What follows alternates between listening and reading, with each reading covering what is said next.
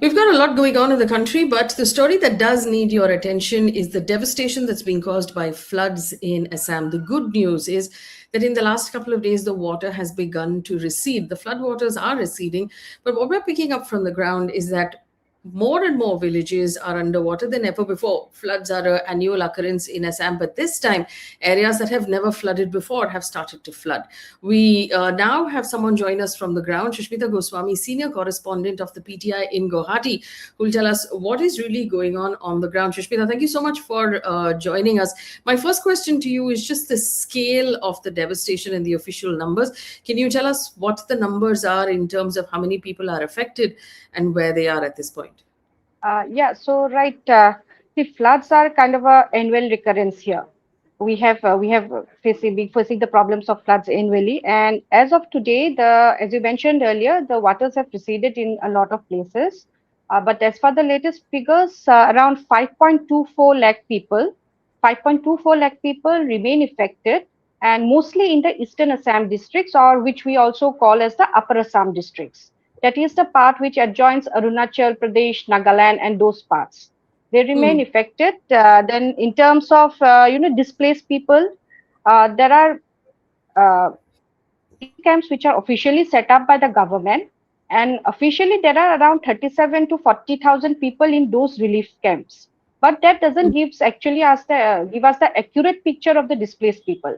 There are a lot of people who are staying on just roads, on embankments, maybe taking shelter in their relatives' places, guest house, something. So 37,000 people in the relief camp is not the actual accurate picture of the displaced people. But then again, 68 people have been already killed. Eight are officially missing. But the reports that we are getting from the worst affected Eastern Assam districts, they are saying that at least, entire villages, maybe in one villages, at least 100 people are missing. We don't know the exact number, how much the toll would actually go up. But we have to go by the official figures, and we cannot leave any room for speculations or add to the misery that is already going on by speculating. So, eight people officially are missing, 68 are already dead this year so far. Shushmita, you said quite rightly this is an annual feature in Assam. It happens every year. But I've heard that this year is worse than we have seen in recent times, at least. Tell us why and how it's worse. See, was not per se in the number of figures, perhaps, like a number of districts that has come under the floods or the toll. But the scenario here is much different this time in the sense that places which have never, like never in the 60 years or 100 years seen flood, those areas have been devastated. See, floods, mostly the kind of floods that we get in Assam is that there is heavy rainfall, then the water level of the rivers go up, or there is rainfall on the upstream areas of Arunachal Pradesh, Nagaland, Meghalaya. The waters come in gradually through the rivers and then they flood the plains here. And Yes. the administration mechanism, the people living in those downstream areas, they are kind of used to living with that problem. There are this warning systems, alert systems in place. But this time, the districts that have seen the worst devastation, Charaideo, Shipsagar, Jorhat, these are places, and Golaghat, these are places where flood is very limited to a certain areas. The places which have been flooded this year, I was speaking before I was just speaking to some people I know in one of those places there in Sibsagar. So the person I spoke to, he has been living that area for more than 40 years. And they have never had any problem with flood. And now his entire house there's nothing left in his house. 90% of his house has been washed away, and he's just one of them. So what happened this time is that, as per the or what information we have received, there was a massive rainfall in the adjoining areas of Nagaland, in Mon district, Wakha district, which borders eastern part of Assam. And on top of it, the downstream areas in Sibsagar, Charaideo, Golaghat, and Jorhat district also received excess rainfall. So together with that, and the waters gushing in from the hills to areas which don't have a traditional problem of flooding, there was no way for the water to go away. And so it led to this massive inundation. Even if you see in this last 10-15 days when we have seen this severe flooding this year, the Brahmaputra had flown over the danger level hardly 2 or 3 days. Hmm. Generally, it is the Brahmaputra which is overtopping, or the Budi Dihing. But this time, like Dikho, Disang, which we heard in folklore that Dikho and Disang, when they overflow, there is a massive floods and all. But nobody in our generations, even our past two generations, have actually seen the Dikho or Disang flowing at such massive fury. So this Shushmita, it caught the administration unawares. And yeah, right. yeah, that was going to be my question. Did they catch the administration unawares? Were they not enough warning if the floodwaters were coming from Nagaland? Yes. See, recently, when the issue was raised in the Assam Legislative Assembly, the budget session is going on. The issue was raised. The Congress, the opposition wanted to bring an adjournment motion. And though the adjournment motion was disallowed, the government made a statement, and the Parliamentary Affairs Minister, he said that he did concede that the government was not ready to tackle such a devastation in those parts. So government was ready for floods in the other areas, but suddenly, there was this excessive rain 2 weeks before on Saturday in Mon district in Nagaland on Sunday, and the waters just came in.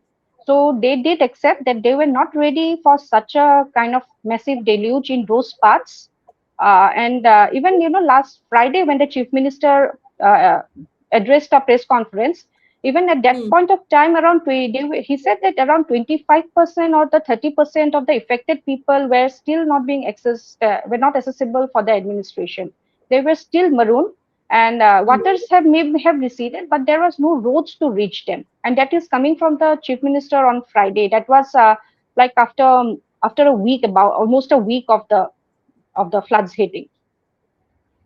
Tell me something. I've also heard from talking to journalists on the ground that there is, unlike just plain floodwaters, normally, this time we're looking at a lot of mud and silt. So the devastation is perhaps a lot worse. Is that true, Shushmita? See, floods in Assam always leave behind a trail of silt.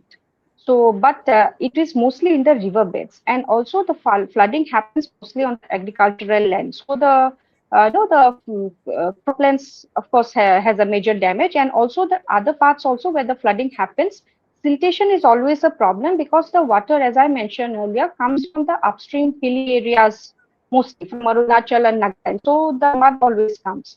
But this time, the amount of mud and silt and debris that has come is unprecedented. It has never been so much. Like entire houses, not even the rooftops are visible, and there are like 1 foot, 2 feet of silt now in the houses. So, like people are cleaning up their houses with truckloads of silt. It's not like they are using some axes to clean up or something. People are having to use excavators and all to clear the Yeah. silt. So the silt is something which will, and not just the people, as far as people have been killed, there are this the cattle and poultry. Like people, a lot of people, since mostly it's an agrarian society, and the places which have been devastated are mostly farmers there. So entire cowsheds have been, silt has been dumped there, and so not a single cow, maybe somebody has a 30 cows or something, everything has been lost, the poultry has been lost. So that is, not just they are losing their lives, their property, their houses, but also their sources of livelihood. Okay. Shushmita, I want to ask you about relief measures. There were a couple of stray visuals that came up on social media of relief packets being dropped from helicopters. Can you tell us what the actual information is on the ground? How many of these people are able to access relief? See, relief operations, of course, have been going on by the administration. Then there are civil organizations, individuals, groups, all are reaching out. But the problem is that people are stranded and marooned in such remote places, and not just remote technically, but due to floodwaters. That it's very difficult to reach them. When the Indian Air Force tried airdropping certain materials, but it fell on the water, and people didn't know how to, catch those packets. So those got damaged. Later on, as far as I know, they have devised some special packaging, and they are trying to do it. The government even tried airdropping through drones, but again, the materials got dropped on the water and it got damaged. So people are trying as far as possible to reach, but till Friday, when the chief minister himself is admitting, that 25% of the people are still stranded, the administration is not being able to reach them. It speaks a lot about actually how many people have been, the relief has actually gone to them. And again, there is a problem with the SDRF and NDRF relief things, in the sense that the boats they use, it is mostly for evacuation. Some person is stranded somewhere, so they have this power boats kind of a thing, the rafts kind of a thing, and they just get the people. But it is for short distance. Here, like you have to go for kilometers to reach some people. So what the local administrations are now doing is that they are pulling in country boats from places like Majuli and Dibrugarh, where the Hmm. floods are a perennial problem, and they are getting the local boatmen to row and get the people, and that's how they are reaching some of the people. But there are certain pockets still now, as far as we know, where relief has not reached, and though people are, pulling together as far as they can do, but it will be an uphill task to actually ensure that the relief reaches the right people and in the right amount. Shushmita, I've been getting a lot of messages from people across the country asking how can we help. Obviously, if the state government and the chief minister is not able to reach 25% of the people who are stranded, then it's not a question of actually sending, relief materials. It's a question of delivering the relief materials. But what is your answer to this question of how can people from the rest of India help? Yeah, see, the 25% figure was on Friday. So today is Monday. So I believe the situation has improved and more people have been reached too. See, for as far as sending relief materials, as journalists also, we are pulling in ourselves. Again, there are people, who are going for journalists, many journalists who are going for news coverage in those areas. They are taking materials from their officers, or they are getting in touch with others and who can send somewhere. Then also the chief minister's relief fund is a place where I think people can contribute, because that money is always audited. See, when you mean to help somebody, you also want to ensure that it reaches the real people, and the money or the help doesn't get lost anywhere. So the chief minister's relief fund is always one place where the entire thing is transparent to a very great extent, and the CAG actually audits the accounts there. And maybe also, I would suggest that social media is a very powerful tool now. So if people know somebody on ground, in ground, maybe somebody who is in Sipsagar, somebody is in Dibrugarh, they are maybe friends to social media, they can directly reach out to them and help them. Maybe Hmm. some people can take up certain causes. Maybe a group of friends can take up the school items need of a village. Maybe that way it can make a more of a meaning, because say the government relief materials are mostly confined to this dal chawal and mustard oil kind of a things. And as far as I know, for one entire pakka house that is damaged, they pay 1,20,000. You cannot Yeah. even construct a wall out of that. So maybe if there is more targeted kind of relief that can be ensured using social media as a platform, I think that could actually be make some meaningful help for the people.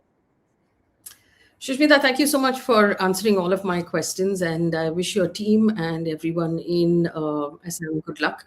And if there is anything else that we can do to help you, please let us know. Yeah, thank you.